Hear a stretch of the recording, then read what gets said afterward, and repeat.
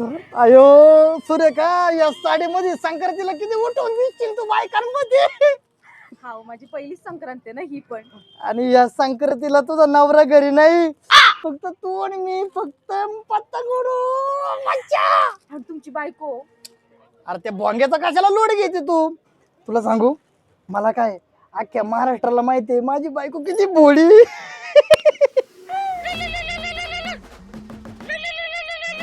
मसाड मारायची नाही, लगेच फोन आला तिचा. आव पण नाही उचललं. तिला वाईट घे, थांब. काय हो?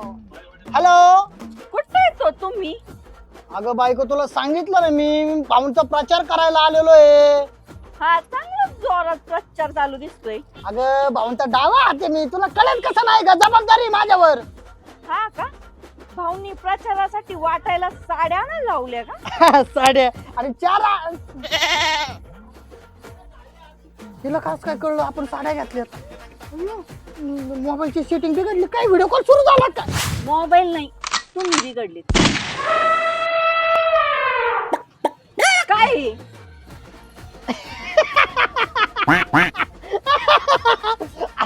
अगं बायको, आम्ही दोघं जण प्रचाराला गेलो होतो.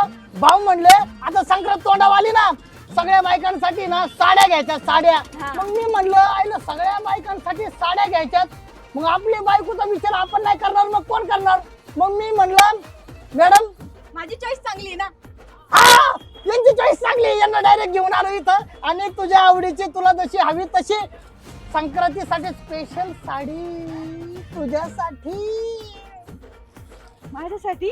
हा ताई, प्रचार झालाय आता. तुम्ही जा आता आणि उद्या वेळेवर या प्रचाराला. जा जा जा, जा. उद्या साड्याच्या दुकानात जायचं आपल्याला स्पेशल. मस्त आहे. मस्त आहे, मस्त आहे.